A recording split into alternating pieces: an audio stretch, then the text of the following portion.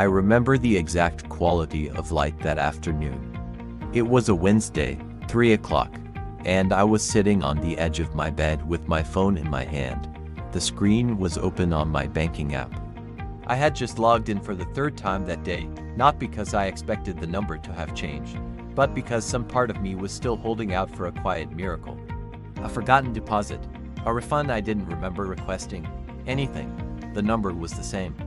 $27.14. I stared at those digits for a stretch of time I couldn't measure. Could have been 30 seconds, could have been 10 minutes. Time does strange things when you're sitting inside shame. And I was sitting inside shame. A dense, quiet kind, the kind that doesn't scream, it just presses.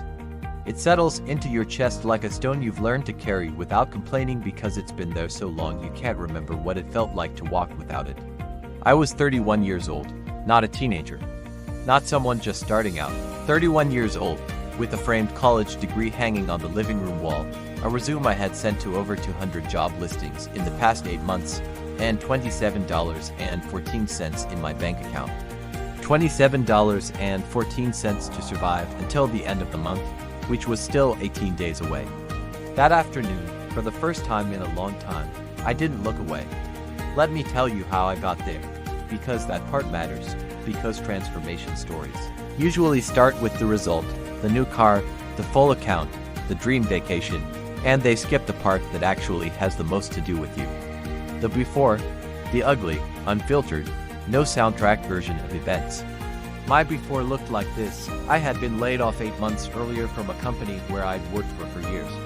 It wasn't a dramatic firing, no argument, no scandal.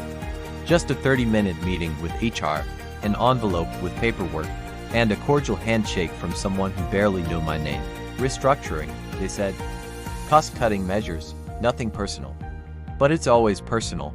When you spend for years of your life building something inside a company, showing up early, staying late, giving up weekends and vacations and hours with the people you love, and then one day that becomes a termination email with your name in the subject line, it's personal. Even when it shouldn't be, it's personal because you were there. Because you put a piece of yourself into it. The first few months, I was reasonably functional. I updated my resume, signed up on job platforms, reached out to old contacts, went to interviews. I had a small financial cushion, about 4 months of expenses if I cut the extras. I cut them. Canceled my gym membership. Canceled my streaming subscriptions. Stopped going out. Started calculating every grocery purchase with a small calculator in my hand. Quietly sliding items back onto the shelf with a casualness I tried to make look like a change of mind, not like fear. 4 months became 6, 6 became 8. The interviews happened, but the callbacks didn't come. Or they came with the phrase I grew to despise with an almost irrational intensity. We've decided to move forward with another candidate. Another candidate. I'd read that line and picture that person. Wonder what they had that I didn't. Whether they slept better than I did. Whether they woke up at 3 in the morning with their mind running calculations that never balanced. I started shrinking. That's the right word, shrinking. Not physically, though I had lost maybe 10 pounds I didn't need to lose, because I was eating less and barely noticing, but shrinking in presence. When someone asked how I was doing, I said good with a smile I had practiced into something that looked believable. I stopped answering certain calls, stopped replying to certain messages. Not because I didn't want to talk to people, but because every conversation was a chance for someone to ask about work, about plans, about the future, and I didn't have a single answer that didn't embarrass me. The shame was the heaviest thing about that period, heavier than the lack of money itself. Because the lack of money had solutions, rational, practical, measurable ones. Shame doesn't have an address. It moves into you and rearranges the furniture without asking. That Wednesday, staring at $27.14 on a screen, something broke. Not in a heroic way. There was no swelling music.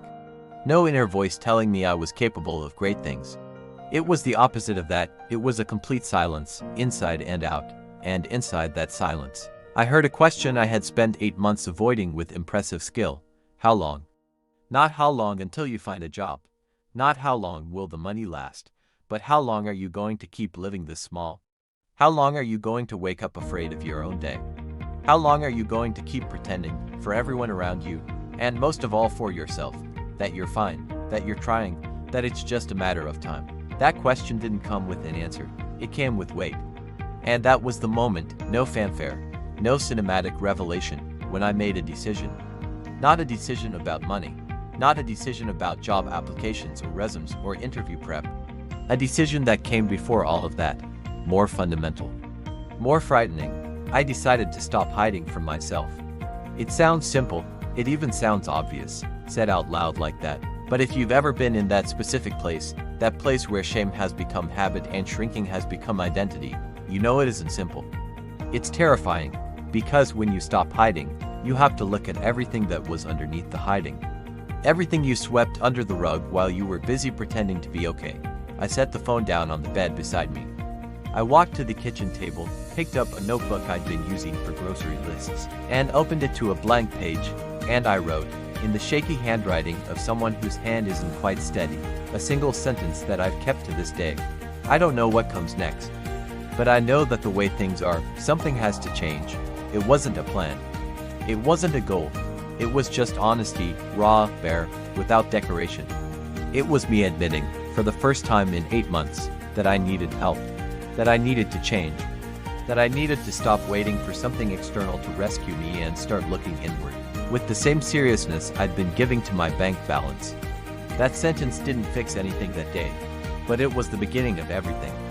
In the next blocks, I'll tell you what happened after. The mistakes I made while convinced I was finally doing things right. The times I quit and came back. The small victory that no one around me fully understood.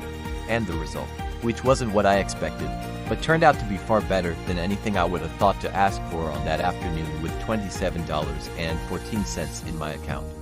But before we move forward, I need you to understand one thing. This story is not about money. It never was. The money was the symptom. The financial crisis was the thermometer showing the fever, not the illness itself. The illness was something older, deeper, more rooted. And that was what I needed to face before any spreadsheet, any strategy, any income goal could mean anything at all. Sometimes it isn't the money that changes first, it's the decision. And the decision begins with a question that most people spend their entire lives carefully avoiding. Have you ever been there? There's a particular kind of exhaustion that has nothing to do with sleep. I know what tired feels like after a long day of work, after a red-eye flight, after a weekend where you pushed your body past its limits. That kind of tired has a remedy, a bed, a few hours, maybe a strong cup of coffee in the morning. You wake up and the weight is gone, or at least lighter. But the exhaustion I'm talking about is different. It lives in a layer underneath the physical. It's the exhaustion of performance, of maintaining, day after day, a version of yourself that doesn't actually exist anymore. Of waking up every morning and putting on the costume of someone who has it together, who is working the plan, who is just one good break away from turning everything around. I had been wearing that costume for 8 months. And by the time I sat down at that kitchen table with a grocery list notebook and a pen that was almost out of ink, I was so tired of wearing it that I could barely lift my arms. The sentence I wrote that night, I don't know what comes next, but I know that the way things are, something has to change, didn't feel powerful when I wrote it. It felt like defeat. Like finally admitting to a losing score at the end of a game you had convinced yourself you were still winning. I sat with that feeling for a while. Then I did something I hadn't done in months. Something that sounds almost embarrassingly small given the gravity of the situation. But that turned out to be the most important thing I did that entire year. I called my brother. Not to ask for money. Not to deliver a polished update about my job search. Not to perform the I'm handling it routine that I had gotten dangerously good at. I called him and I said, without rehearsal, without softening, without the costume, Marcus, I'm not okay. I haven't been okay for a while. And I don't know what to do. There was a pause on the other end of the line. The kind of pause that in the past I would have immediately filled with a joke or a pivot, something to signal that I wasn't really that serious, that I hadn't really just said that. But I didn't fill it. I let it sit there. And in that silence, something shifted. He said, I know. I've been waiting for you to say that. I didn't cry. I wanted to, maybe. But what I felt was closer to relief than grief. The specific, almost physical relief of putting down something heavy that you've been carrying with both hands for so long that you forgot you were carrying it. The relief of being known, of not having to translate yourself into something more palatable for someone else's comfort. We talked for 2 hours that night, not about solutions. Not about job leads or financial strategies or action plans. We just talked about how I'd been feeling, about the shame, about the weight of the silence I'd been maintaining, about the version of myself I kept performing for everyone including him. And somewhere in that conversation, something became clear to me that hadn't been clear before. Despite 8 months of living it, I hadn't been dealing with a career problem. I had been dealing with an identity crisis. Here's what I mean by that, because it's important and I don't want to skip over it. When my job ended, I lost something beyond income. I lost the structure around which I had built my entire sense of self-worth. For years, my value, in my own eyes, in the eyes of people around me, had been tied to that role. To the title on my email signature, to the company name I could drop in conversation, to the feeling of being someone who was going somewhere, who had a trajectory, who was building something. When that ended, I didn't just lose a job. I lost the story I had been telling myself about who I was. And instead of grieving that loss and building a new story, I had spent 8 months in a kind of suspended animation, applying to jobs not out of genuine direction, but out of desperate urgency to get the old story back, to return to the familiar identity, to stop feeling like a person who had somehow fallen out of the version of life that was supposed to be his. Every rejection letter wasn't just a professional setback. It was another piece of evidence that I was no longer the person I thought I was. That I had been wrong about myself. That maybe I had never been who I thought I was to begin with. No wonder the shame was so heavy. No wonder the hiding felt necessary. When you believe, deep down, that what's being rejected isn't your resume but you, your worth, your potential, your right to take up space in rooms that matter. Every we've decided to move forward with another candidate lands like a verdict, not a business decision. Marcus didn't say any of this to me in those exact words. But he listened in a way that helped me hear it myself. And that, I would later understand, was everything. The next morning, I woke up and the $27.14 was still there. Nothing had changed on paper. But I was different, not fixed, not suddenly confident or energized or bursting with a new sense of purpose. I want to be careful not to paint this as a dramatic overnight transformation, because that's not what happened. And that kind of story, while satisfying, isn't useful. It sets an expectation that healing and change happen in sudden, clean moments of clarity, when the truth is that they happen slowly, messily, 2 steps forward and 1 step back, in the unglamorous accumulation of small choices made on ordinary mornings. What was different was this: I had stopped lying to myself. That's it. That was the whole shift. No revelation, no lightning bolt, no motivational speech playing in my head.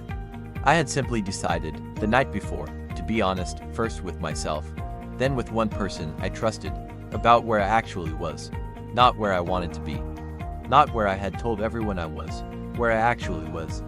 And from that honest starting point, for the first time in 8 months, I could begin to see what actually needed to happen next, not what I thought should happen, not what would look best from the outside.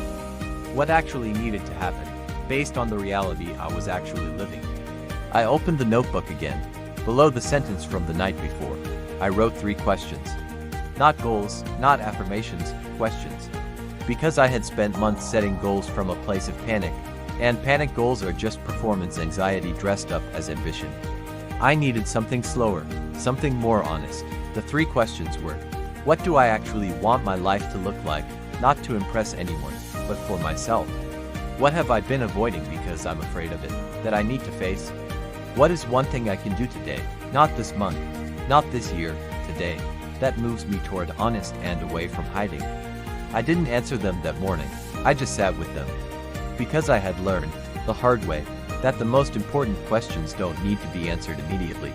They need to be taken seriously. There's a difference.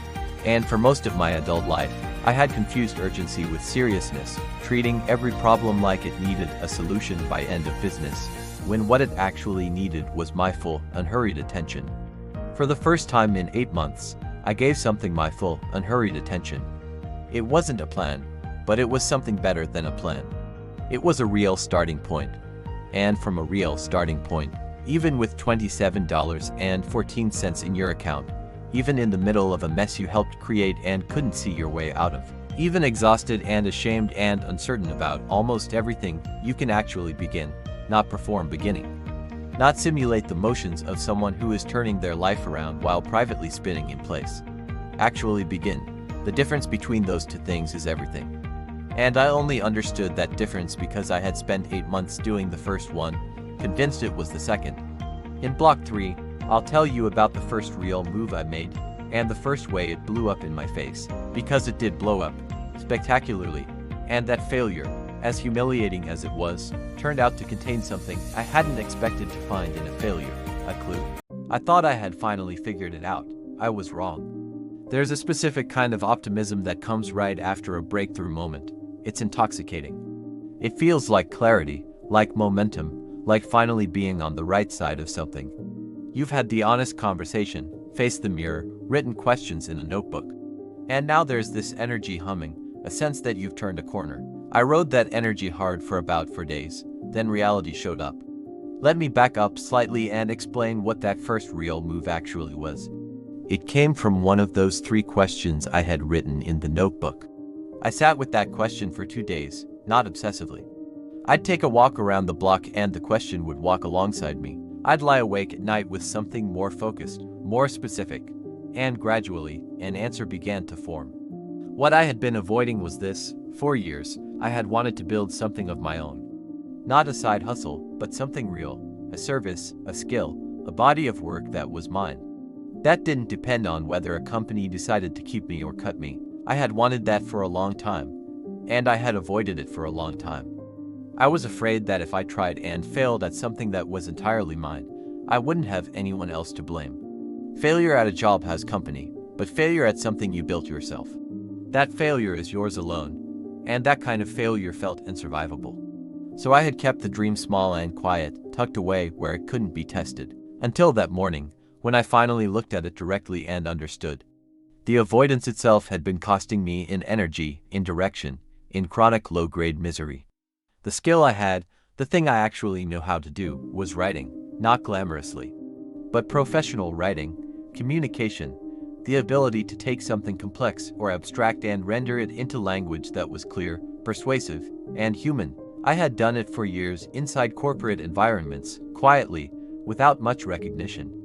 For the first time, I looked at that skill not as a job function, but as a portable, sellable capability. And I thought, what if I offered this directly to businesses? What if I became a freelance writer? The idea felt electric when it hit. That particular voltage that good ideas carry. I could see it clearly. I'd build a small client base, work on my own terms. It addressed the identity crisis, the dependency on employers, the fear of building something real. It felt, in that moment, like the answer to every question I'd been carrying. I gave myself 1 week to launch. In hindsight, that timeline was the first symptom of a familiar disease, urgency masquerading as action. I was so energized by the idea, so relieved to finally have a direction. I collapsed the distance between inspiration and execution, skipping important steps. I wasn't moving with purpose. I was moving with panic, wearing purpose's clothing. But I didn't see that yet. Day 1, I built a website. Fighting with a template platform, cycling through fonts and color palettes. By midnight, I had a homepage that I thought looked professional. Day 2, I wrote a pitch email, 1 pitch email, spent 4 hours on it. Rewrote the opening line 11 times. Read it aloud to myself in the kitchen. Send it to a former colleague who I knew ran a small marketing firm. Then I waited. Day 3, I checked my email 47 times. No response. I told myself this was normal. These things take time. Day 4, I sent 3 more pitch emails to people I knew less well. 1 had bounced back as an outdated address. 2 had delivered successfully into silence. Day 5, the former colleague responded. I opened the email with a physical sensation in my chest, a held breath finally releasing. And I read, "Hey, good to hear from you. Honestly, the timing isn't great. We're pretty locked in with our current setup. But I'll definitely keep you in mind if things change. I'll keep you in mind." 4 of the most quietly devastating words. When you are sitting at a kitchen table with less than $30 in your bank account, and you have just spent 5 days building something, and this was your first real signal. I closed the laptop, sat in the kitchen for a long time, and then, without fully deciding to, I did something that I am not proud of. I gave up, not forever, not dramatically. I just stopped. For 3 days, I didn't open the laptop, didn't work on pitches, didn't think about the plan. I let the idea I had been so excited about just sit there like a piece of furniture. The retreat felt shameful even as I was doing it, which made it worse, because now I wasn't just someone who had failed to launch, but someone who had quit after one rejection. The internal monologue was relentless and unkind. See, this is why you don't try things that are actually yours. At least when the company rejects you, you can blame the company. On day 3 of the retreat, Marcus called to check in. I told him what had happened, all of it. He listened, then he said something that I have thought about many times since. It sounds like you tried to run before you figured out which direction you were supposed to be running. I pushed back, a little defensively. I told him I knew the direction: freelance writing, communications consulting. I had the skill, I had the website, I had sent the pitches. He said, I'm not talking about the category. I'm talking about the specific person you were trying to help, the specific problem you were trying to solve. Did you know that part? Because I'm a writer and I'm available isn't a direction. It's just availability. I didn't have an answer, because he was right. And in that moment, not in the launching, not in the pitching, not in the rejection, but in that quiet, slightly uncomfortable moment of recognizing a true thing I hadn't wanted to see, was the clue I told you about. The failure hadn't been a dead end, it had been a diagnosis. I wasn't failing at the plan, I was failing at the wrong plan. There's a difference between a failure that buries you and a failure that teaches you. The difference isn't in the failure itself. It's in what you do in the 3 days after it. When the initial sting has dulled, you can look at what happened without flinching. And ask the question that most people never ask: what, specifically, went wrong? Was it execution, or was it the idea itself? Most people, when they fail, default to one of two unproductive extremes. The first is self-blame. I failed because I'm not good enough, not smart enough. That kind of thinking feels like accountability, but it isn't. It explains everything and nothing. It just confirms a verdict you were already afraid was true. The second extreme is deflection. I failed because the timing was wrong, the market wasn't ready. I just need to try harder with the same approach and eventually it will work. That kind of thinking feels like resilience, but it often isn't. It's avoidance dressed in perseverance. The honest analysis lives in neither extreme. It lives in the specific, unglamorous, humbling middle, where you sit down with what happened and separate the variables. What was in your control and what wasn't, what you did well and what you did poorly. What the failure revealed about the idea itself versus your execution of the idea. Marcus's question had cracked that door open for me. Did you know the specific person you were trying to help, the specific problem? I hadn't, and once I admitted that, I could see clearly. With the clarity that only comes after the emotional weather of a failure has passed. Exactly where the plan had broken down, not in the writing, not in the pitching, not in the website or the email or the timing. In the thinking that came before all of those things. Here's what I mean. When I decided to become a freelance writer and communications consultant, I made a decision that felt specific but was actually enormous and vague. Freelance writing is not a niche, it is an entire universe of possible work. It encompasses everything from ghostwriting memoirs to writing product descriptions. I had essentially walked up to that universe, knocked on its door, and said, "Hi, I write things. Does anyone need things written?" And then been confused when the universe didn't respond. The problem wasn't that nobody needed writing. The problem was that I had given no one a specific reason to need me. I hadn't identified a particular kind of business with a particular problem that my background and skills were uniquely positioned to solve. I had offered a capability without a context. And worse, I had spent 5 frantic days building the external infrastructure of a business before I had done a single hour of the foundational thinking that a business actually requires. I had a website before I had a customer. I had a services page before I had a service.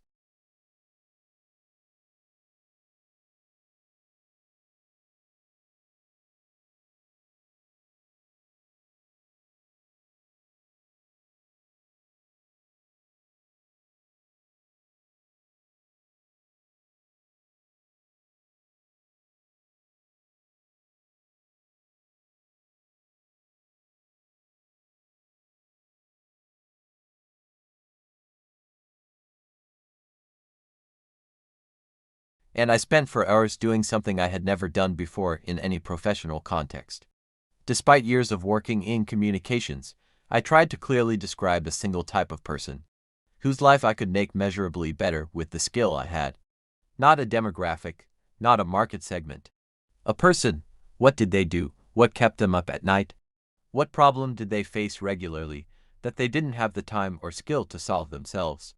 What would it mean if that problem went away? I went through several iterations that felt too broad, too vague, too borrowed. And then, somewhere in the third hour, I wrote something that made me stop and read it back twice.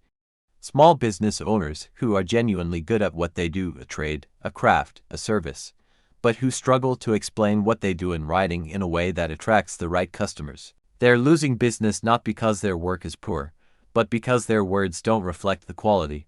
They need someone who can close that gap. I read it again. Then a third time. It wasn't a revolutionary insight. It wasn't a concept that had never existed before, but it was mine, in the sense that it came from honest observation rather than imitation. I had watched this problem exist in the real world. I had seen skilled tradespeople with terrible websites, excellent restaurants with menus that read like instruction manuals, talented independent professionals, whose online presence communicated none of what made them exceptional. I had noticed this gap for years. Now, for the first time, I was thinking of it that way. But here is where I want to be careful with this story, because this is where transformation narratives become dishonest. In a cleaner version of this story, that moment of clarity would be followed by immediate, rewarding action. Momentum building on momentum, each success funding the next. That is not what happened. What happened is that I sat with the clearer idea for several days and did almost nothing with it. Because a new and specific fear had arrived to replace the old vague ones. Before, when my plan was large and undefined, failure was large and undefined too. But now that I had narrowed to something specific, a particular type of client, a particular problem, failure had acquired a precise address. If I tried this and it didn't work, I couldn't blame vagueness. I would have to face the possibility that I had done the thinking correctly and still failed, that the problem was me, not the plan. I spent almost a week in that particular paralysis, going through the motions of research, doing everything adjacent to action without doing action itself. Until something happened that I hadn't planned for and couldn't have engineered. My downstairs neighbor, a woman named Gloria who ran a small alterations and tailoring shop, knocked on my door one evening to return a package that had been delivered to her address by mistake. She turned to go, and then, for a reason I still can't fully explain, some combination of the thinking I had been doing all week and the specific clarity of seeing her. Exactly the kind of person I had written about in my notebook, I said, "Gloria, can I ask you something? Do you have a website for your shop?" She turned back, made a face that was equal parts amusement and exhaustion. "I have something that my nephew made me 3 years ago. I don't think it works right on phones. A customer told me last month she almost didn't come in because she couldn't find my hours anywhere online." I felt something shift in my chest. Not excitement exactly, something quieter and more serious. "Would you let me take a look at it? I'm a writer. I help small businesses communicate better. I'd be glad to tell you what I see, no charge, no obligation." She looked at me for a moment. Then she said, "Sure. Come by the shop tomorrow morning." I went back inside, sat down at the kitchen table, and opened the notebook to the description. Small business owners who are genuinely good at what they do but who struggle to explain what they do. I read it one more time. Then I closed the notebook, set it down carefully, and for the first time in a very long time, felt something I hadn't expected to feel in a crisis. With $27.14 in my account and no clear path forward, I felt ready. Not confident, not certain, not free of fear, just ready. And I was beginning to understand that ready, in the real world, is not the absence of fear. It is the decision to move despite it. It is the quiet, deliberate act of showing up anyway. For the opportunity in front of you, for the person who said yes to a conversation, for the version of yourself that wrote something honest in a notebook and is now being asked to live up to it. Ready, I was learning, is something you decide, not something you wait for. She paid me $200. I almost cried in her parking lot. I showed up to Gloria's shop at 9 in the morning. Not 9:15, not 9-0-5, 9 o'clock exactly. This required me to leave my apartment 20 minutes earlier than necessary and walk 3 blocks slowly, stopping once to retie a shoelace that didn't need retying, just to avoid arriving too early and appearing desperate. A small, ridiculous calculation, the kind of thing you do when you care enormously about something and are trying very hard to look like you don't. The shop was narrow and warm and smelled like fabric, and the faint trace of the coffee Gloria had clearly just finished. There were garments hanging in careful rows along both walls, suits mid-alteration, dresses waiting for their final fittings. A rack near the back with items tagged and ready for pickup. The space was immaculate in the specific way that a craftsperson's workspace is immaculate. Not sterile, not decorated for appearances, but organized with the deep, habitual precision of someone who respects their tools and their work. Gloria was at the counter, marking something on a piece of fabric with chalk, and she looked up when I came in, with the expression of someone who had half expected me not to show. "You came," she said. Not accusingly, just noting it. "I came," I said. She set down the chalk, wiped her hands on her apron, and pulled out a tablet from under the counter. "Here, this is the website. I want to pause here and describe what I saw on that screen, because it matters for what happened next." The website was not terrible in a catastrophic way. It wasn't broken, wasn't offensive, wasn't embarrassing in any obvious sense. It was something worse than terrible. It was invisible. It was the digital equivalent of a whisper in a loud room. A white background, a small logo that was slightly pixelated, a homepage that said Gloria's Alterations, Quality Tailoring Services, and then provided, below that headline, a phone number, an address, and absolutely nothing else. No hours, no photos of her work. No description of what she actually did or how she did it differently from any other alterations shop. No sense of her 30 years of experience, her specialty in bridal alterations, the fact that 3 generations of one local family had been bringing her their clothes. None of the texture and specificity and human detail that would make someone feel, before ever walking through the door, that Gloria was exactly the right person. The website existed, but it communicated almost nothing. I looked at it for a long moment, then I looked at the shop around me, the precision, the care, the quiet pride of a woman who had spent 3 decades being genuinely excellent at something. And I felt, with a clarity that surprised me, the exact size of the gap between what this woman deserved to have representing her and what was actually out there. That gap was not abstract to me. It was not a market opportunity or a value proposition or any of the sanitized language of business strategy. It was a specific injustice, small in scale but real. A skilled, dedicated person was losing customers because her words weren't doing justice to her craft. I understood that gap. I knew how to close it. And for the first time since I had left that HR office 8 months earlier, I felt the specific, grounding sensation of being exactly the right person in exactly the right place. I spent about 40 minutes with Gloria that morning. I didn't pitch, I didn't sell. I asked questions, and I listened. Genuinely listened, the way you listen when you're trying to understand something rather than waiting for your turn to speak. I asked her how long she'd been doing this work. I asked what her customers usually came to her for first, and what they came back for. I asked what she wished people knew about her shop before they walked in. I asked if she had a specialty. And watched her face change slightly, a small, pleased shift, when she said that yes, actually, bridal alterations were something she had become known for, that brides came to her from 2 counties over sometimes, that she had altered the dress of the same woman twice, once for her first wedding and once, 20 years later, for her daughters. I wrote that down, not because I had planned to write things down. I had brought the notebook out of habit, the reflex of someone who has always thought better with a pen in hand. But I wrote it down because it was the kind of detail that doesn't belong in a filing cabinet. It belongs in a story. It belongs somewhere people can see it. At the end of the 40 minutes, I told Gloria what I saw, not what was wrong with her website. I was careful about framing, because nobody wants to hear that something they have is bad. I told her what her website wasn't yet doing for her. The customers it wasn't reaching, the story it wasn't telling, the trust it wasn't building before someone ever walked through her door. She listened with her arms folded and her expression neutral, in the way of someone who is paying close attention. When I finished, she was quiet for a moment. Then she said, "How much would it cost to fix it?" I had rehearsed this moment. I had rehearsed it in my apartment the night before, standing in the kitchen saying numbers out loud to the empty room, trying to find the price that felt honest rather than either desperate or inflated. I had done rough research on what freelance copywriters charged. I had gone back and forth a dozen times. I said, $200. That covers new copy for your homepage and services page, written to reflect the actual quality of your work and to help the right customers find you and trust you before they call. She unfolded her arms. When can you start? I want to be honest about what $200 meant in the context of my life at that moment.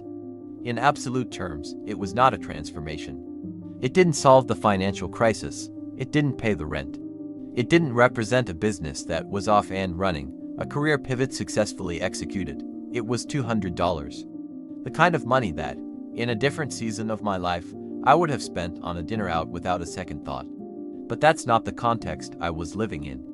In the context I was living in, 8 months of rejection, $27.14 in my account. A week of paralysis following a failed launch attempt, a carefully written description of a specific person I could help, followed by the terrifying and exhilarating experience of that exact person materializing in front of me.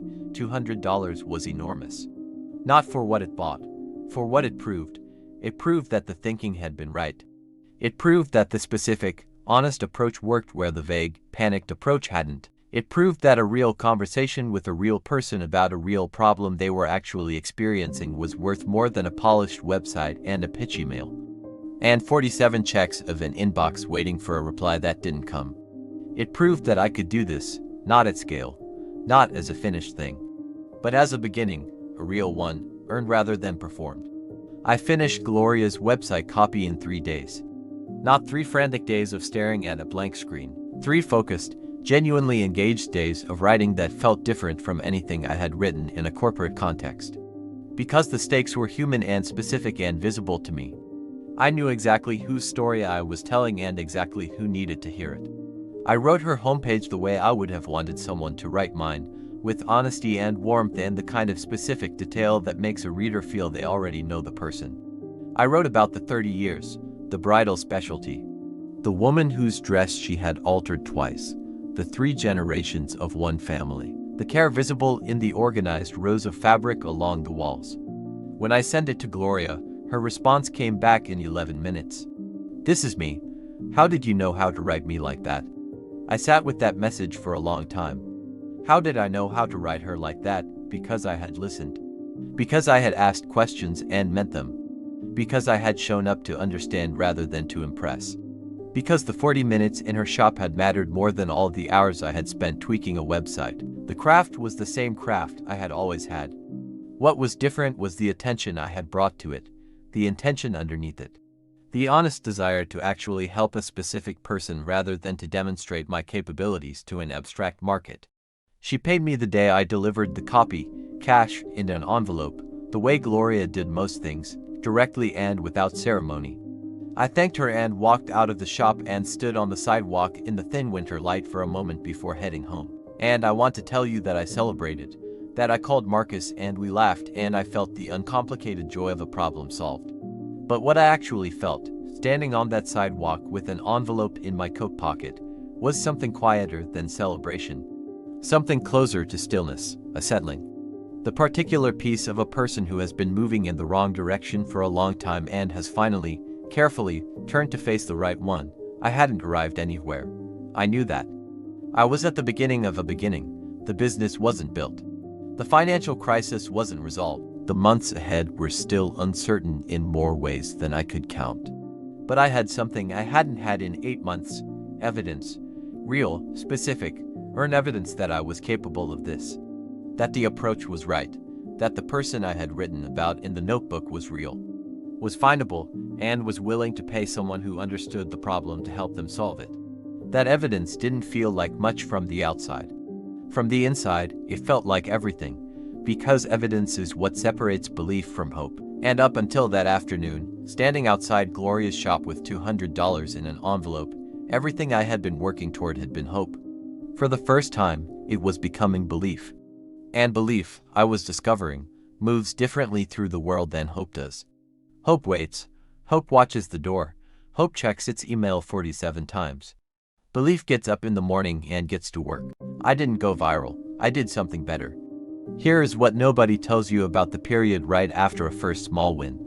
It's disorienting, not in a bad way, necessarily, but in a way that catches you off guard if you're expecting the emotional experience to match the narrative arc you've been telling yourself. You expect the first win to feel like a door swinging open, light pouring through, a clear path stretching forward, the fog of uncertainty burned away. What it actually feels like is more like finding a single working street light in a neighborhood that is still mostly dark. You can see further than you could before. There is genuine illumination where there was none, but the darkness hasn't disappeared, it's just retreated a few feet. And now you're standing in that small circle of light, aware that you need to move forward, aware that the next streetlight might be a few steps away or half a mile, and aware that the only way to find out is to start walking. I stood in that circle of light for about a week after Gloria. Not paralyzed. I want to be clear about that distinction, because I had been paralyzed before and this was different. Paralysis is static. It has a quality of being frozen, held in place by fear or confusion or the sheer weight of not knowing. What I was experiencing after Gloria was more like deliberate stillness. I was thinking, processing, trying to understand what had actually worked so that I could do it again, intentionally, not accidentally. Because that was the thing I needed to be honest with myself about. Gloria had worked. But had it worked because of the approach, or had it worked because she was my neighbor and I had been standing right in front of her when the conversation happened? Was this replicable? Could I find the next Gloria without the luck of a misdelivered package and a chance conversation at my front door? Those questions mattered enormously, because a business built on chance encounters isn't a business. It's a series of fortunate accidents. I needed to understand the difference. I went back to the notebook. By this point, the notebook had become something more than a place for grocery lists and middle-of-the-night honesty. It had become a working document, a record of the thinking that had gotten me from $27.14 and a hidden crisis to a first paid client and a slightly less hidden crisis. I had been writing in it almost every morning. Not journaling in the emotional, exploratory sense, though some of that happened too. More like thinking on paper, reasoning out loud. Using the act of writing, which had always been my clearest form of thought, to understand what I was doing and why. I opened it to a fresh page and wrote a question at the top. What, specifically, made the conversation with Gloria work? I sat with it. Then I started listing, not in polished sentences but in honest fragments. I had identified the problem before I walked in. I hadn't shown up with a pitch, I had shown up with an observation that turned out to be accurate. I asked questions that made her feel understood rather than evaluated. I described the gap between her reality and her representation without making her feel bad. I gave her a specific, bounded deliverable with a clear price. I did the work quickly and well. I made her feel that the copy was hers, her voice, her story, rather than something generic I had produced and applied to her. I read the list back, then I wrote below it. None of this required luck. All of this is repeatable. That was the moment. Not the delivery of the copy, not the cash in the envelope, not the message that said this is me. This quiet moment at a kitchen table with a notebook, recognizing that what had worked was not magic, not coincidence, not the unique chemistry of one particular human interaction. It was a method. Imperfect, early stage, in need of refinement. But a method can be applied, a method can be taught.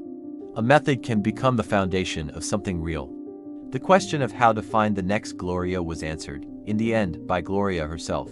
8 days after I delivered her website copy, she called me, not to report a problem, to tell me that she had shown the new copy to her friend Diane, who owned a small catering business on the other side of town, and that Diane had read the homepage and said, and this is a direct quote that Gloria delivered with a pride that I found genuinely moving, "This is exactly what I need for my website. Would I be willing to talk to Diane?" I said yes before she finished the sentence. Diane and I met for coffee 3 days later. I used the same approach I had used with Gloria, questions first, listening genuinely, identifying the specific gap. Diane's catering business had a particular specialty in multicultural wedding receptions. She had spent years developing menus that could honor the food traditions of two different cultural backgrounds in a single event. A skill that was genuinely rare and genuinely valuable, and that her website described in approximately the same terms she might use to describe a grocery list. I wrote her a proposal, She hired me for $350, her homepage, services page, and a short about section. I delivered in 4 days. She referred me to 2 more people within the month. I want to stop here and examine what was happening, because it would be easy to narrate this as a straightforward growth story. Referral leads to referral leads to referral, the graph trending upward, the momentum building cleanly. That's the shape the story wants to take. And in broad strokes, that shape is accurate. But inside that shape, the reality was considerably messier and more instructive. The first complication was pricing. After Diane, I second-guessed the rates I had set. I started to wonder if I was charging too little, leaving money on the table, undervaluing the work. I also wondered if I was charging too much, pricing myself out of the exact market I had identified, the small business owners, who were often operating on tight margins and couldn't absorb large freelance invoices. I spent an uncomfortable amount of time orbiting this question without resolving it, which resulted into proposals where I quoted inconsistent rates for similar work, which resulted in one awkward conversation when a potential client, a florist named Raymond, who had been referred by Diane, mentioned that a mutual contact had told him my rates were lower than what I had just quoted him. That conversation was unpleasant. Raymond was gracious about it, but I felt the specific embarrassment of someone who had been caught being unclear about their own value, which is different from, and in some ways worse than, being caught in a lie, because it signals not dishonesty but confusion, and confusion, in a business context, does not inspire confidence. I lost Raymond as a client. And I used the loss constructively, which is the only appropriate use of a loss like that. I sat down and built a simple, clear pricing structure that I could explain consistently and defend honestly, based on the scope and deliverables of the work rather than on intuition or anxiety. I wrote it out. I memorized it. I stopped improvising numbers in proposals and started arriving with clarity. That clarity, once established, changed the energy of every subsequent conversation. The second complication was time management, or more specifically, the collision between doing the work and finding the work. When I was actively working on a project, I wasn't prospecting for the next one. And when a project ended and I turned my attention to finding new clients, there was inevitably a gap, days or sometimes a full week where I had no active work, which was not only financially uncomfortable, but psychologically destabilizing in ways that surprised me. I had not anticipated how much the rhythm of active work would become load-bearing for my mental state. How much I would come to depend on the daily sense of momentum and purpose that a current project provided. In the gaps between projects, the old anxiety had a habit of returning. Not with the same intensity as before, the foundation was more solid now, the evidence base more substantial, but it returned. Quieter, less convincing, but present, a reminder that nothing was guaranteed. That the referrals might stop, that the method might stop working, that I might be in an early lucky streak that would eventually mean revert to the failure I had originally feared. I learned to work through the anxiety rather than waiting for it to pass. I learned that the antidote to the fear of running out of work was not reassurance but action, reaching out to past clients, asking for referrals explicitly rather than hoping they would materialize, doing the prospecting work consistently rather than only in desperate bursts when the pipeline ran dry. I built a simple system. Every Friday, regardless of how busy the current week had been, I would spend 2 hours on what I started calling future work, reaching out, following up, identifying potential clients, maintaining the relationships that had already produced work. 2 hours, consistent, non-negotiable. That system, more than any single client or project, was what transformed the freelance work from a series of fortunate accidents into something that began to feel like a real, sustainable practice. By the end of the second month after Gloria, I had completed 6 projects. 5 referrals and 1 cold outreach, a small independent bookshop whose website I had stumbled across while looking for a birthday gift for Marcus, whose about page was so generic it could have belonged to any retail store in any category, and whose actual story, a family-owned shop that had been operating in the same location for 40 years, that had hosted over 300 author events, that had a loyalty program with members who drove 45 minutes each way specifically to shop there, was so rich and so completely absent from their digital presence that I had reached out on pure instinct. They hired me, and the owner, a woman named Patricia, who had inherited the shop from her father and ran it with her adult son, cried a little when she read the about page I wrote for them. Not dramatically, Just a quick pressing of fingers to the corners of her eyes, followed by a composed, "My father would have liked this." I drove home from that meeting and sat in my parked car for a while before going inside. Not because I was sad. Because I was understanding something, slowly and with increasing conviction, that I hadn't expected to find in the middle of a financial crisis and a career rebuild. The work mattered. Not in an abstract, motivational poster sense, in a specific, human, particular sense. It mattered to Gloria, whose customers could now find her hours online and understand before they called why she was worth calling. It mattered to Diane, whose multicultural wedding menus now had the language that matched their craftsmanship. It mattered to Patricia, whose father's 40-year legacy is now described, for the first time, with the care it deserved. The money was real. The financial pressure was easing, slowly, imperfectly, with setbacks and inconsistencies, but directionally. The crisis was not over, but it was receding. But it was the mattering that changed something deeper. It was the mattering that made me understand, finally and fully, why 8 months of job applications had felt hollow even when they occasionally produced an interview. Because I had been trying to return to a story about myself that was built on what I did for a company rather than what I did for people. And those two things, I now understood, are not the same. One is a role, the other is a vocation. I had spent 8 months trying to recover a role. What I was building now, slowly and imperfectly and with more uncertainty than I would have liked, was something closer to a vocation. And the difference between the two was not something I could have explained to myself on that Wednesday afternoon with $27.14 on my screen. I had to live my way to understanding it. I thought I was building a business. I was actually building myself back. There is a version of this story that ends with a number. A monthly revenue figure, a client roster, a year-over-year growth percentage. Some clean, quantifiable proof that the transformation was real and complete and measurable in the language that transformation stories are usually told in. The language of before and after, of deficits turned to surpluses. Of the gap between $27.14 and something that sounds like success. I understand why stories end that way. Numbers are satisfying, they're legible. They give the reader a clear marker to orient around. But the most important thing that changed in those 6 months wasn't a number. And if I told you the number without telling you this part first, I would be giving you the least important piece of the story and calling it the point.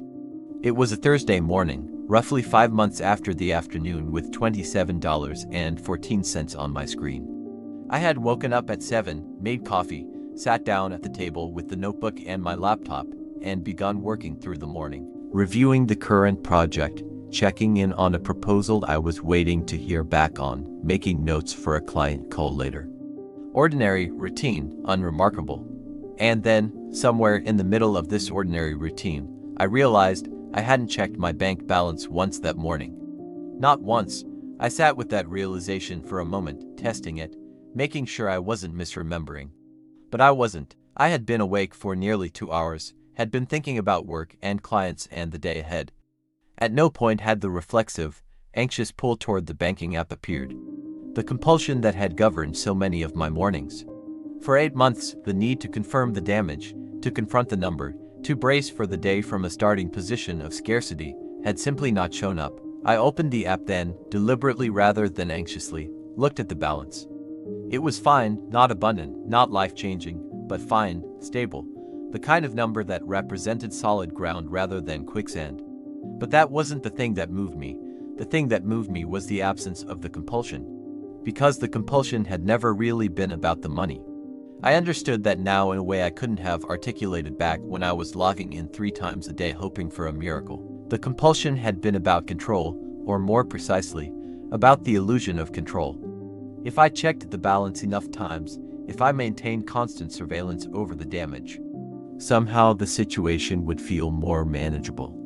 The monitoring was a form of magical thinking dressed in the practical language of financial awareness. What the monitoring had actually done was keep me locked in a cycle of low-grade dread that colored every hour of every day, regardless of what the number actually said. The morning I didn't check, the morning the compulsion simply didn't appear, told me something more important than any income milestone could have. I was no longer living inside the crisis, even though the circumstances of my life were still objectively uncertain. Even though the business was still early, still fragile, still dependent on referrals and relationships and the continued willingness of small business owners to trust a freelancer they had found through a neighbor or a mutual contact.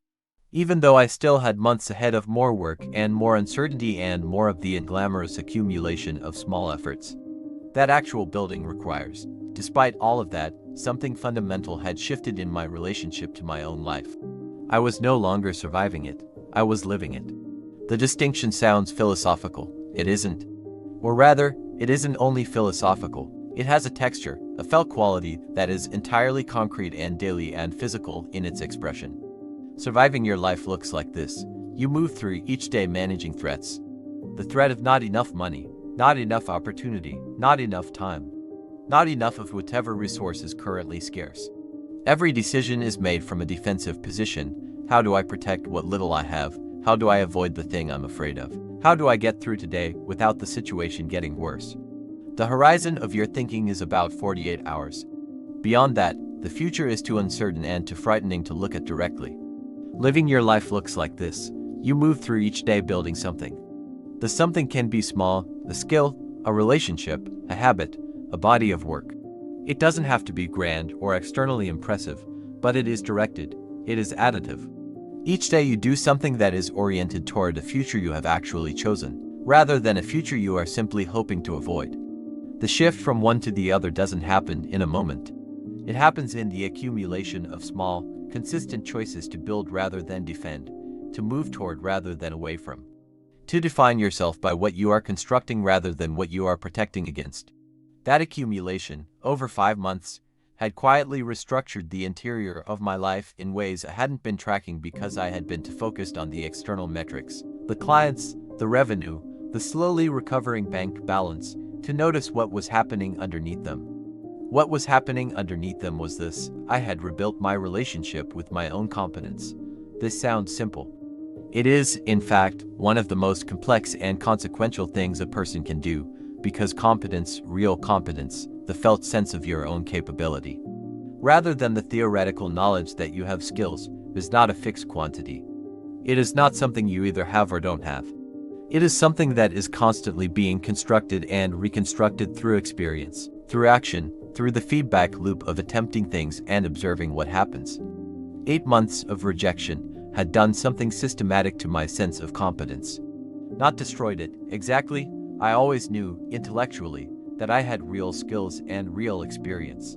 But it had severed the connection between knowing that intellectually and feeling it as a lived, operational reality.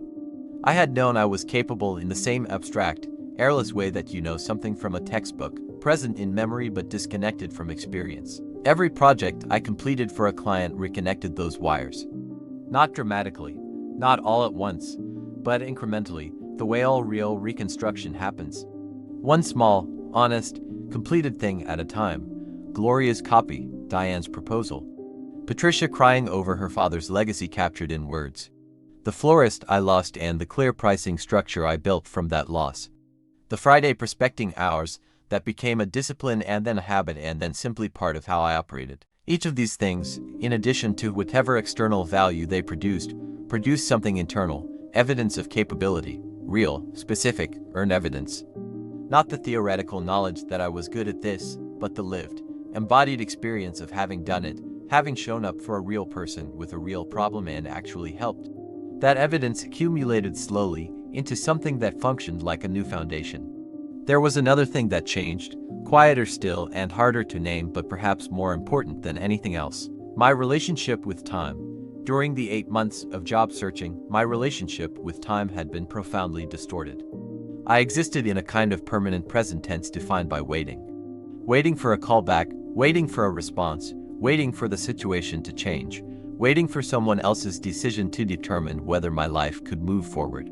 The future was something that happened to me, not something I was building. And because the future felt like something that happened to me, the present felt like a waiting room. A liminal, purposeless space between where I was and where I needed to be. When you live in a waiting room, days don't accumulate into anything, they just pass.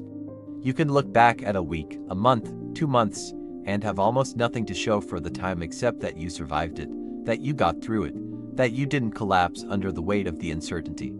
Surviving time is exhausting in a way that is difficult to describe to someone who hasn't experienced it.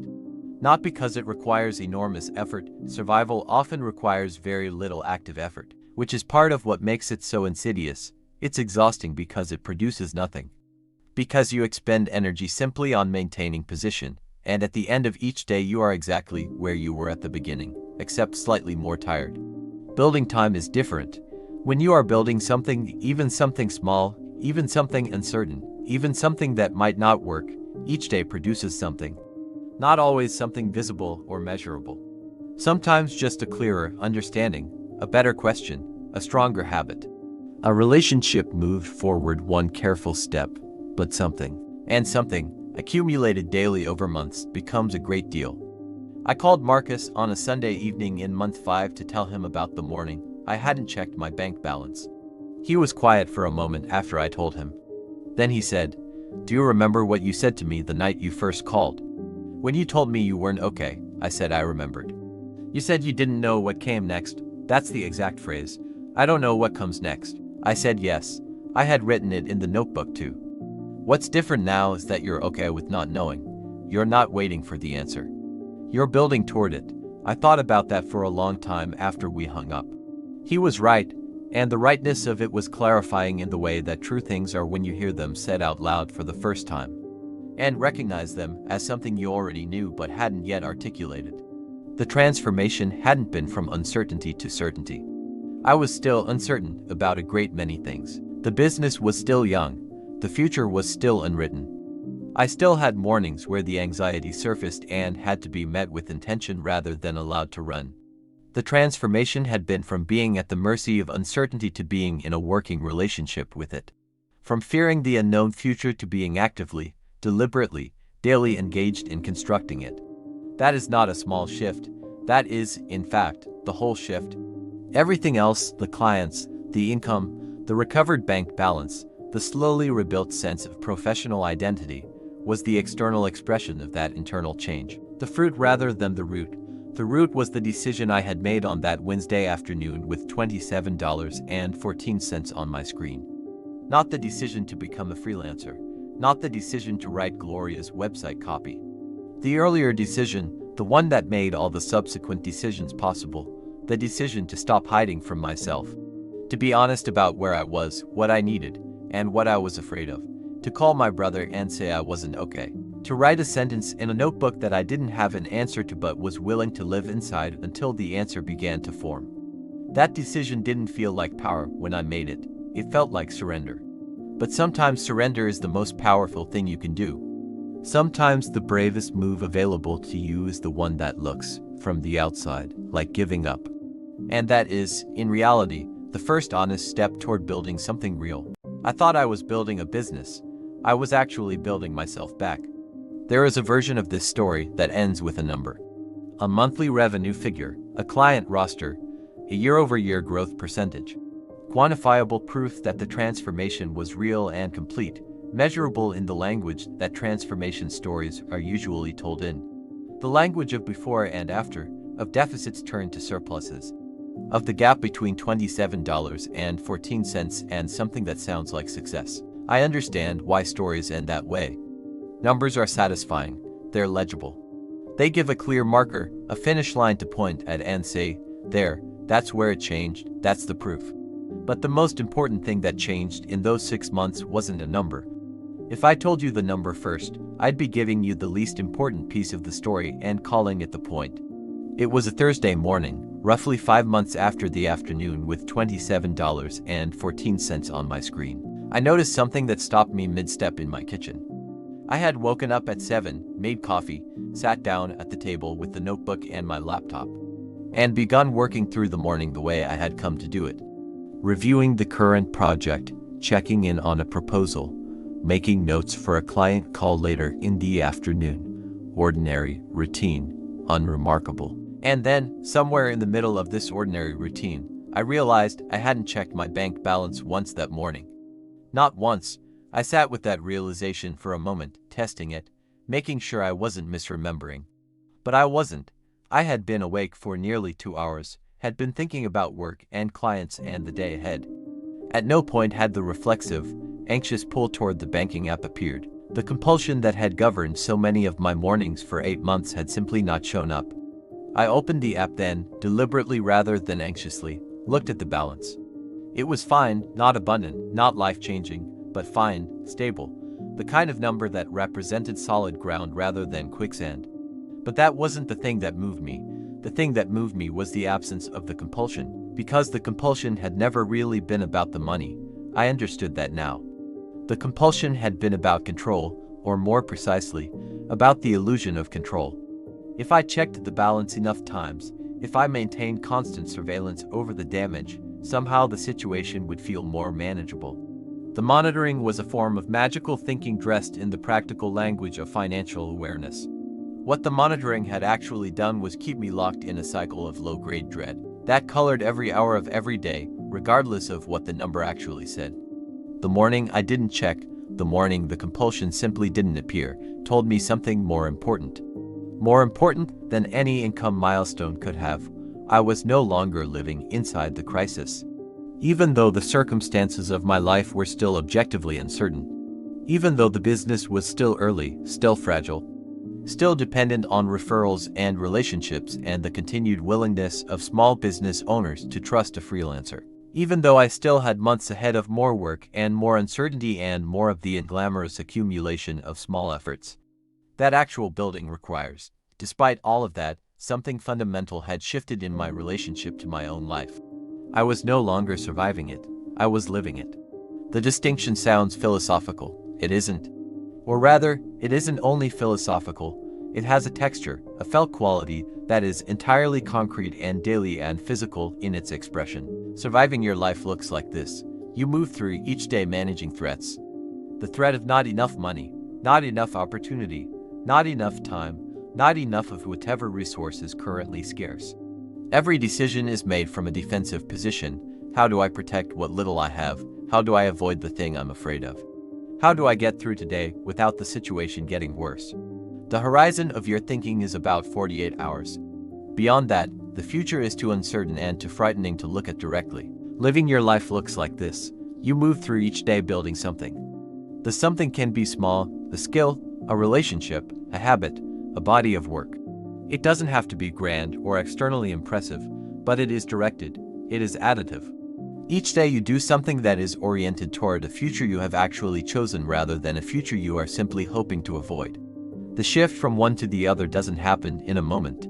It happens in the accumulation of small, consistent choices. To build rather than defend, to move toward rather than away from. To define yourself by what you are constructing rather than what you are protecting against. That accumulation, over 5 months, had quietly restructured the interior of my life in ways I hadn't been tracking. Because I had been too focused on the external metrics, the clients, the revenue, the slowly recovering bank balance, to notice what was happening underneath them. What was happening underneath them was this: I had rebuilt my relationship with my own competence. This sounds simple. It is, in fact, one of the most complex and consequential things a person can do. Because competence, real competence, the felt sense of your own capability rather than the theoretical knowledge that you have skills, is not a fixed quantity. It is not something you either have or don't have. It is something that is constantly being constructed and reconstructed through experience, through action, through the feedback loop of attempting things and observing what happens. 8 months of rejection had done something systematic to my sense of competence. Not destroyed it, exactly. I always knew, intellectually, that I had real skills and real experience. But it had severed the connection between knowing that intellectually and feeling it as a lived, operational reality. I had known I was capable in the same abstract, airless way that you know something from a textbook. Present in memory but disconnected from experience. Every project I completed for a client reconnected those wires. Not dramatically, not all at once, but incrementally, the way all real reconstruction happens. One small, honest, completed thing at a time. Gloria's copy, Diane's proposal. Patricia crying over her father's legacy captured in words. The florist I lost and the clear pricing structure I built from that loss. The Friday prospecting hours that became a discipline and then a habit, and then simply part of how I operated. Each of these things, in addition to whatever external value they produced something internal. Evidence of capability, real, specific, earned evidence. Not the theoretical knowledge that I was good at this, but the lived, embodied experience of having done it, having shown up for a real person with a real problem and actually helped. That evidence accumulated slowly into something that functioned like a new foundation. There was another thing that changed, quieter still and harder to name, but perhaps more important than anything else. My relationship with time. During the 8 months of job searching, my relationship with time had been profoundly distorted. I existed in a kind of permanent present tense defined by waiting for a callback, waiting for a response, waiting for the situation to change, waiting for someone else's decision to determine whether my life could move forward. The future was something that happened to me, not something I was building. And because the future felt like something that happened to me, the present felt like a waiting room, a liminal, purposeless space between where I was and where I needed to be. When you live in a waiting room, days don't accumulate into anything, they just pass. You can look back at a week, a month, 2 months, and have almost nothing to show for the time except that you survived it. That you got through it, that you didn't collapse under the weight of the uncertainty. Surviving time is exhausting in a way that is difficult to describe to someone who hasn't experienced it. Not because it requires enormous effort, survival often requires very little active effort, which is part of what makes it so insidious. It's exhausting because it produces nothing. Because you expend energy simply on maintaining position, and at the end of each day you are exactly where you were at the beginning, except slightly more tired. Building time is different. When you are building something, even something small, even something uncertain, even something that might not work, each day produces something, not always something visible or measurable. Sometimes just a clearer understanding, a better question, a stronger habit. A relationship moved forward one careful step, but something, and something, accumulated daily over months, becomes a great deal. I called Marcus on a Sunday evening in month 5 to tell him about the morning I hadn't checked my bank balance. He was quiet for a moment after I told him. Then he said, "Do you remember what you said to me the night you first called? When you told me you weren't okay," I said I remembered. "You said you didn't know what came next." That's the exact phrase. "I don't know what comes next." I said yes. I had written it in the notebook too. What's different now is that you're okay with not knowing. You're not waiting for the answer. You're building toward it. I thought about that for a long time after we hung up. He was right, and the rightness of it was clarifying. In the way that true things are when you hear them said out loud for the first time and recognize them as something you already knew, but hadn't yet articulated. The transformation hadn't been from uncertainty to certainty. I was still uncertain about a great many things. The business was still young. The future was still unwritten. I still had mornings where the anxiety surfaced and had to be met with intention rather than allowed to run. The transformation had been from being at the mercy of uncertainty to being in a working relationship with it. From fearing the unknown future to being actively, deliberately, daily engaged in constructing it. That is not a small shift. That is, in fact, the whole shift. Everything else, the clients, the income, the recovered bank balance, the slowly rebuilt sense of professional identity, was the external expression of that internal change. The fruit rather than the root. The root was the decision I had made on that Wednesday afternoon with $27.14 on my screen. Not the decision to become a freelancer. Not the decision to write Gloria's website copy. The earlier decision, the one that made all the subsequent decisions possible. The decision to stop hiding from myself, to be honest about where I was, what I needed, and what I was afraid of. To call my brother and say I wasn't okay, to write a sentence in a notebook that I didn't have an answer to, but was willing to live inside until the answer began to form. That decision didn't feel like power when I made it. It felt like surrender. But sometimes surrender is the most powerful thing you can do. Sometimes the bravest move available to you is the one that looks, from the outside, like giving up. And that is, in reality, the first honest step toward building something real. In the next block, I'll tell you about the moment 6 months after that Wednesday afternoon when I sat down at the same kitchen table, opened the same banking app, and looked at a number that would have seemed impossible to the person who had stared at $27.14, with a stone in his chest and no idea what came next. I'll tell you what the number was, But I'll also tell you why. By the time I saw it, the number was almost beside the point. 6 months and 4 days after seeing $27.14, I sat at my kitchen table, phone in hand. The light was ambiguous before the day declared its intentions. I had a client call I was looking forward to, not dreading. I opened the banking app, not compulsively, but deliberately. I knew the previous month had been my strongest yet.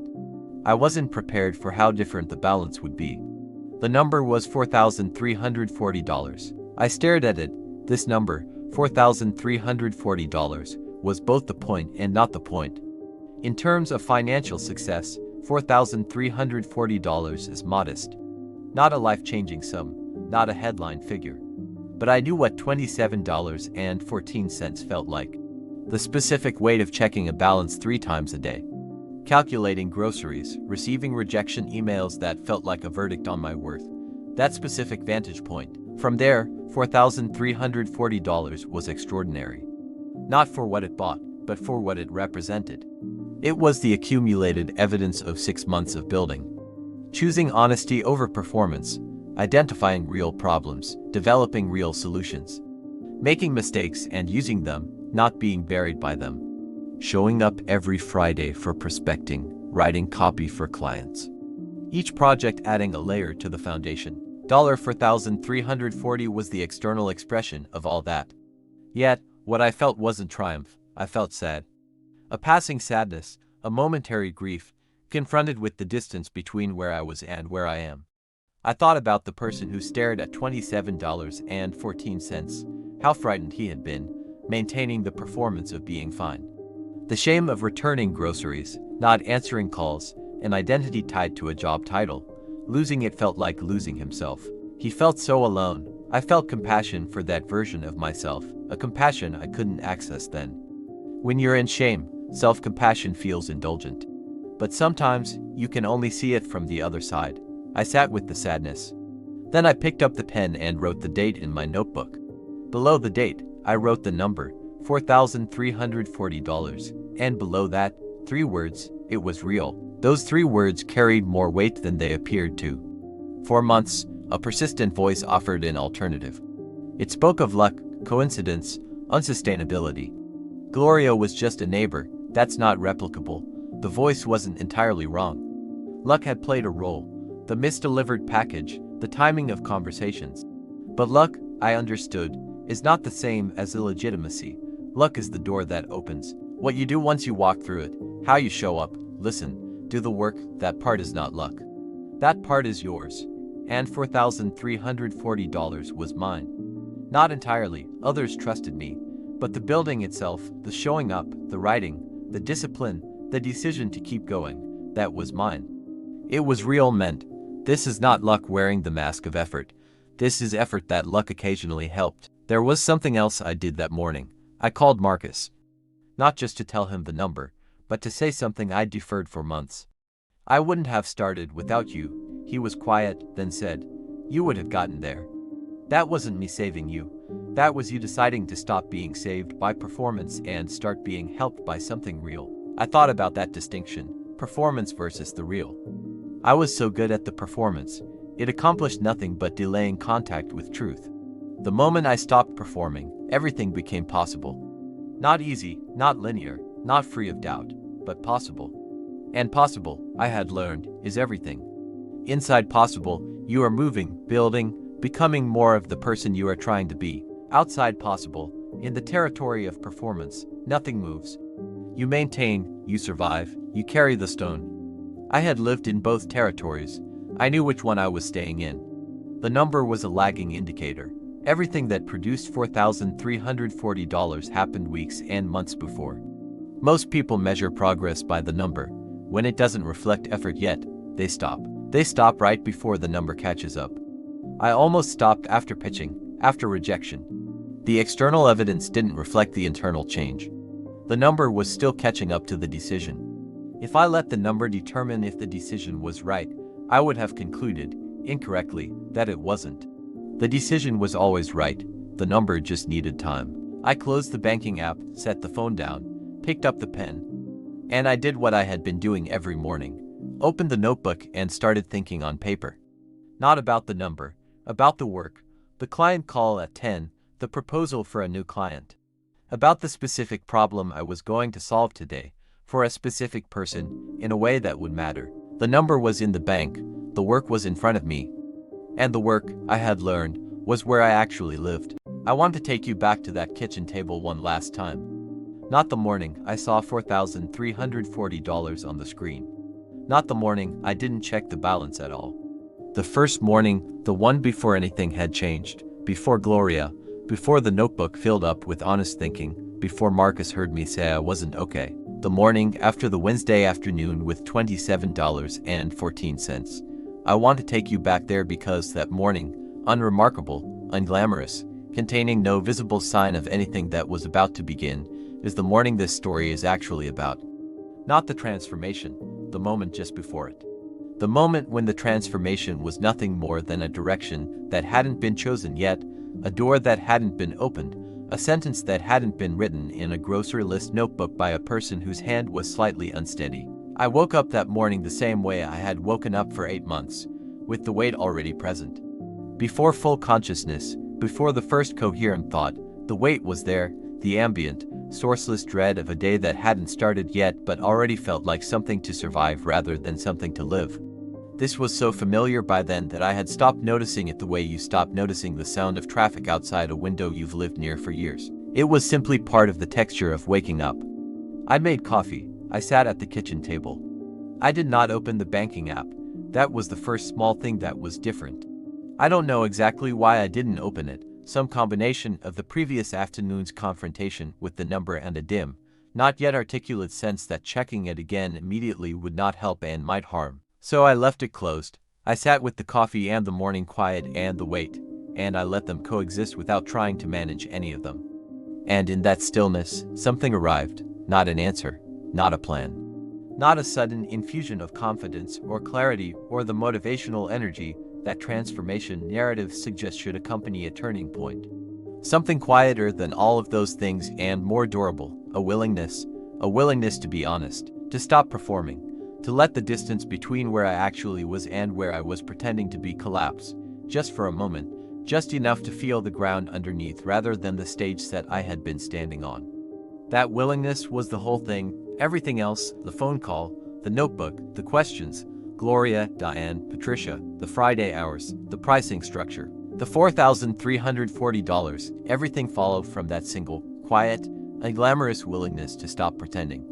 I have thought often, in the months since, about why that willingness arrived when it did rather than earlier. 8 months is a long time to maintain a performance. Long enough that the performance becomes, in some ways, more comfortable than the truth, not because it feels good, it never felt good, but because it is familiar. Because the shame of the truth has been building for so long that facing it feels like it might be unsurvivable, and the known discomfort of the performance is preferable to the unknown devastation of the honest reckoning. I think the willingness arrived when it did because I had simply run out of the energy required to maintain the performance. Not in a dramatic, breaking point way, there was no collapse, no crisis within the crisis, no rock bottom in the cinematic sense. Just a quiet, total depletion. The performance had been running for 8 months on reserves that had gradually emptied, and on that Wednesday afternoon with $27.14 on the screen and a stone in my chest, the tank was finally empty. There was nothing left to spend on pretending.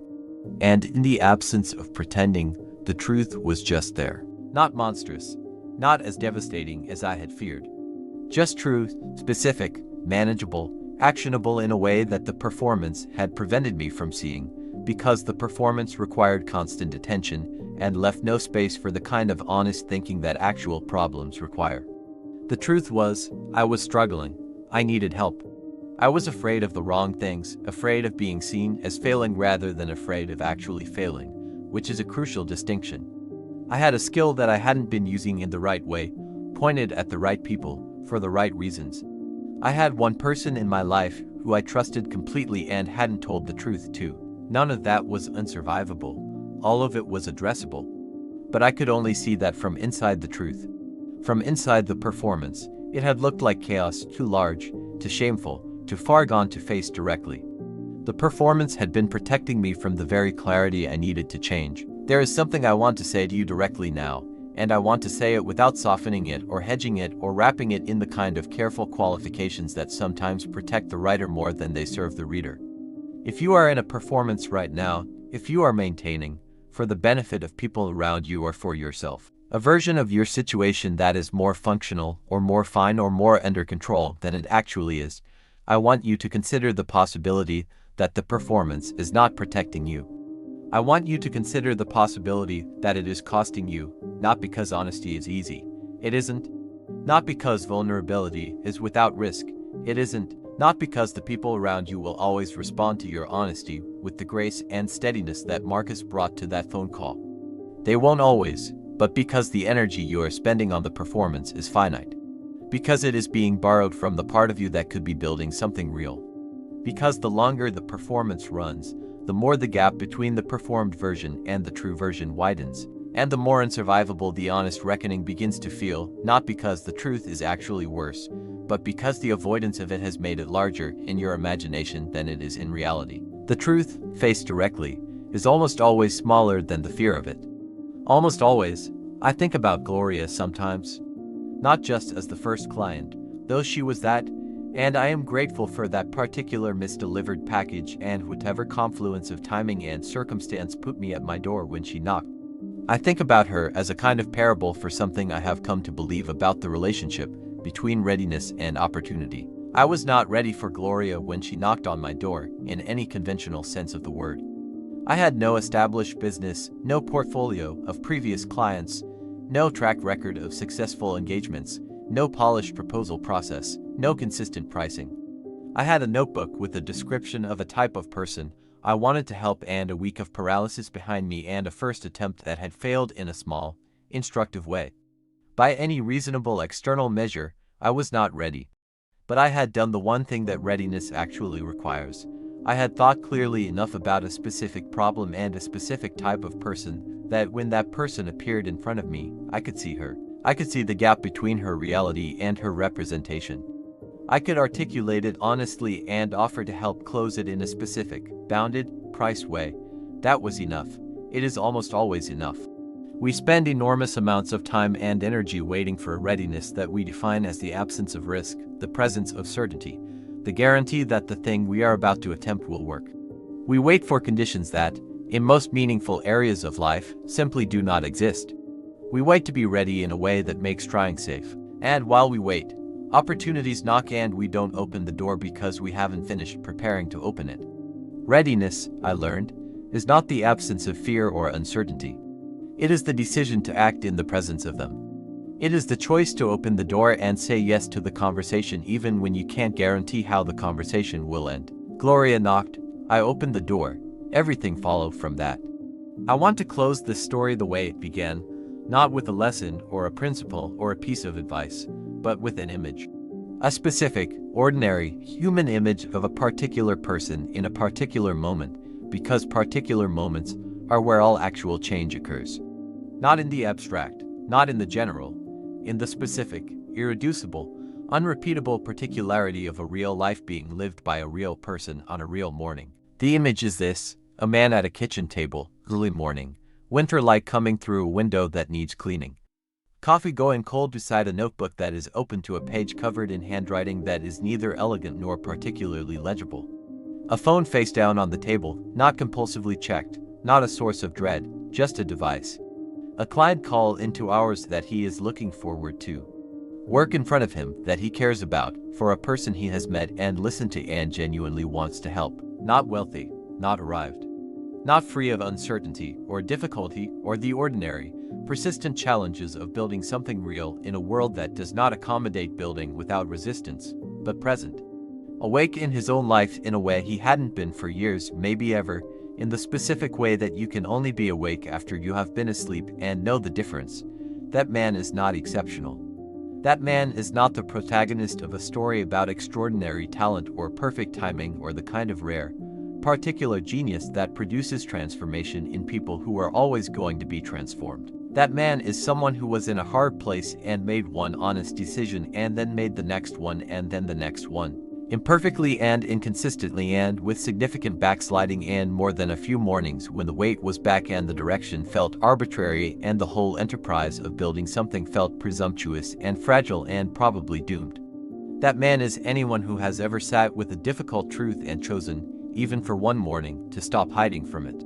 That man is the beginning that is available to everyone, always, regardless of the number on the screen. 6 months before that kitchen table, there was another kitchen table.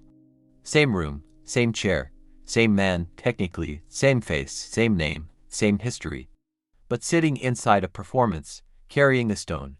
Checking a balance 3 times a day and finding $27.14 and feeling the verdict of it in his chest like something final. The distance between those two versions of the same person is not measured in dollars. It is measured in decisions. Specifically, in one decision, the decision to stop performing and start being honest. To stop waiting for external circumstances to change and start changing the internal orientation that was keeping everything else locked in place. To call someone and say the true thing. To open a notebook and write the true thing. To open a door and have the true conversation. That decision does not require a certain amount of money in your account. It does not require a particular set of circumstances or a specific level of readiness or the right moment or the approval of anyone whose approval you have been waiting for. It requires only this, the willingness to be honest about where you actually are, with at least one person, starting today. That willingness is the whole thing, everything else follows. Sometimes it isn't the money that changes first. It's the decision, and the decision is always available.